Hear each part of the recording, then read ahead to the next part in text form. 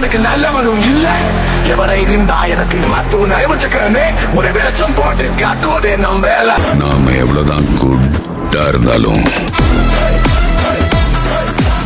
இந்த உலகம் நம்மள பேடாக்குது. அஸ்ஸலாமு அலைக்கும் மை மக்களே. இந்த மண்டபஜ்லி மர்சி மூதேவி எவ்வளோ பெரிய முனாஃபிக் சொல்லி நிரூபிக்கிறதுக்கு இந்த ஒரு ஆதாரம் போதும்.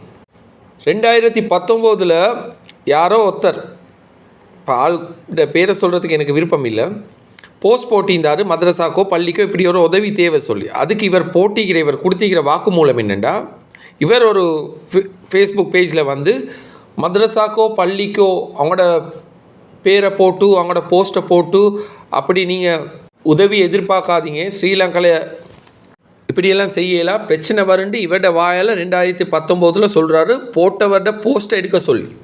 ஆனால் இப்போ நிலைமையை பார்த்தீங்களா, இவர் மദ്രസാவையும் பள்ளியை நம்பி தான் இப்போ இவரோட வாழ்வாதாரமே இருக்கி. இவன்ட இஷ்டத்துக்கு சட்டத்திட்டங்களை மாற்றிக்கொண்டே போகிறான். இஸ்லாம் சட்டமாக இருந்தாலும் சரி, எதாக இருந்தாலும் சரி, இவன்ட வாசிக்கு மாற்றிக்கொண்டே போகிறான். அதுக்கு சில மாங்கா மடைய மௌலைமார்களும் மீக்கிறாங்க இவன்ட பின்னுக்கு சொல்கிறதுக்கு, ஆமாம் சாமி போடுறதுக்கு. முதல்ல இந்த 2 வீடியோவையும் பார்த்துட்டு வாங்க, அதுக்கப்புறம் கடைசியாக நான் பதில் சொல்கிறேன். அவங்களோட மகன் வந்து எங்களோட மதரசால படிக்கிறாரு, அல்ஹம்துலில்லாஹ். இன்றைக்கு வந்து நாங்கள் சிலவங்களோட நல்ல விடயங்கள் பிள்ளைகள்ட்ட நீங்கள் பார்த்துருக்க கூடும். எங்களோட ஃபேஸ்புக்கில் பிள்ளைகளுக்கு நாங்கள் சாப்பாடு கொடுக்கறது, சில நல்ல விடயங்கள் செய்கிறது, இந்த மாதிரி விடயங்களை நாங்கள் சமூக வலைதளத்தில் போடுறோம். இதோட பெற்றோர்களாகிய நீங்கள் உங்களோட கருத்தை இன்ஷா அல்லாஹ் நீங்கள் உங்களோட சொல்லுங்க. அஸ்ஸலாமு அலைக்கும் வரஹ்மத்துல்லாஹி வபரகாத்துஹு. உங்களுக்கு தெரியுமா இருக்கும், இந்த நாங்கள் எங்களோட மதரசால உங்களோட புள்ள ஓதுறாரு இல்லையா, கெட்டிக்கார புள்ள, எப்படி சந்தோஷமா பெருநாள்லாம். அப்ப நாங்க உங்களோட புள்ளையோட சில நல்ல விடயங்கள்ல டிக்டாக் சமூக வலைத்தளம், அதே போல ஃபேஸ்புக், இப்படி இன்ஸ்டாகிராம் உள்ள நாங்க நல்ல விடயங்களை காட்டுறோம். இந்த பிள்ளைகளுக்கு 4 பக்கத்தால முந்தியோர் உலகம் முழுக்க உள்ள தனவந்தர்கள் கிட்ட இருந்து நல்ல விடயங்களை எடுத்து பிள்ளைகளுக்கு கொடுத்து நல்லத உலகத்துக்கு காட்டுறோம். சரி, ஓகே. அப்ப உங்களோட பிள்ளைய நாங்க வந்து சில நல்ல விடயங்கள், பிள்ளைகளுக்கு உதவி பண்றது, இதை போல நல்ல விஷயம், பிள்ளையோட நல்ல போட்டோ, இந்த பிள்ளைகளுக்கு நாங்க வெளிநாட்டுல இருந்து சாப்பாடு கொடுக்கறது, இப்படியான விடயங்களை நாங்க இந்த டிக்டாக் ஃபேஸ்புக்ல காட்டினா ஏதாவது உங்களுக்கு பிரச்சனை, இதை பெற்றோர்களாகி அது வேற வாயி, இது நாரவாயி. எல்லா மதரசாக்கள்லயும் இப்படி பிரச்சனைன்னு சொல்லி எல்லாரும் முக புத்தகத்துல போட ஆரம்பிப்பாங்க. முக புத்தகத்துல இப்படி போட்டா வந்து நாங்களே எங்கட மதரசாக்கள்ல காட்டி கொடுக்கிற மாதிரி ஆகும். சற்று சிந்திங்க. உங்களுக்கு அல்லாஹ் தஆலா படிப்பறிவை தந்திருக்கிறார், சில இல்முடைய அறிவை தந்திருக்கிறார். நீங்க சிந்திங்க. நான் சொல்றேன் சரியா பிள்ளையாண்டைய கொஞ்சம் சிந்திச்சு பாருங்க. மதரசாக்களுக்கு எதுவும் பிரச்சனைகள் இருந்துச்சா, பெரிய பெரிய நல்லவங்க கொஞ்சம் உதவி, அவங்கள்ட்ட பேசி ஏதாவது மஹல்லா வாசிகள் உதவி பண்ணி செஞ்சு கொடுப்போம். முகப்புத்தகத்துல போஸ்டர் அடிச்சு இப்படி எங்கட மதரசாக்கு பிரச்சனையா இருக்குது, இப்படி இதுக்காக வேண்டி உதவி பண்ணுங்க, இந்த மாதிரி ஒரு திட்டத்தை கொண்டு வராங்க. குழந்தைங்க வந்தா வந்து இந்த நாட்டுக்கு பல பிரச்சனைகள் வரும் தெரியுமா. ஏண்டா வந்து நாங்க வந்து புத்தியோட சிந்திக்கணும். இதைத்தான் நான் சொல்ல வந்தேன் மெயினா. யார் யார் இந்த போஸ்டரை ஷேர் பண்ணிருக்கிறீங்களோ இந்த போஸ்டரை வந்து டிலீட் பண்ணுங்க. ஏண்டா நாங்க வாழ்றே வந்து இலங்கை நாடு, இந்த நாட்டுல வந்து நாங்க வந்து எல்லா மாதிரி தான் வாழணும். ஏண்டா பல பிரச்சனை. பார்த்தீங்களா மை மக்களே, இதை விட வேறு என்ன ஆதாரம் வேணும் உங்களுக்கு? அது வேற வாய், இது நாரவாய். இப்போ இவனே அந்த மதரசாவையும் பள்ளியை நம்பி தான் இருக்கிறான்.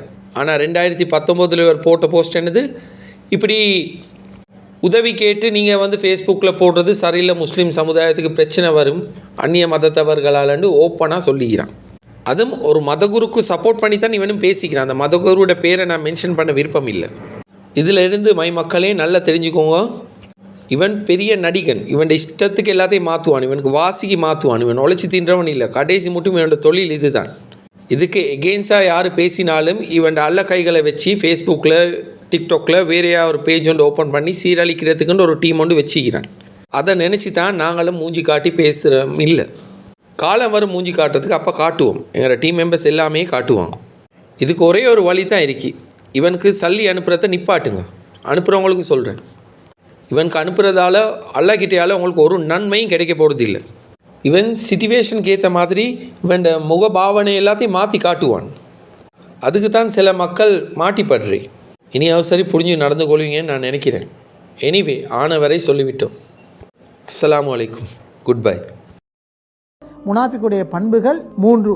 என்று சொன்னார்கள். அந்த வகையில் இதா ஹத்தஸ கதிப, பேசினால் பொய் பேசுபவர்களாக இருப்பார்கள். வைதா துமின ஹான, நம்பினால் மோசடி செய்யக்கூடியவர்களாக இருப்பார்கள். வைதா வஅத அஹ்லஃப, வாக்குறுதி அளித்தால் அதுக்கு மாறு செய்வார்கள், மோசடி செய்வார்கள். இப்படியாக நடத்தை சார்ந்த முனாபிக்கள் என்று சொல்லுகின்ற பொழுதோ மூமின்களாகவே இருப்பார்கள். நடத்தையிலே முனாபிக்குகளோட பண்புகளை பெற்றிருப்பார்கள். இந்த பண்புகளைத்தான் நாங்களும் தவிர்த்து கொள்ள வேண்டிய தேவை இருக்கிறது. ஸல்லல்லாஹு அலைஹி வஸல்லம் ஹதீஸையும் குர்ஆனையும் பகுப்பாய்வு செய்து பார்க்கின்ற பொழுதோ முனாபிக்குடைய பண்புகளை குர்ஆனிலும் சுன்னாவிலும் 30க்கும் மேற்பட்ட பண்புகள் முனாபிக்கள் இருப்பதனை காணக்கூடியதா இருக்கிறது.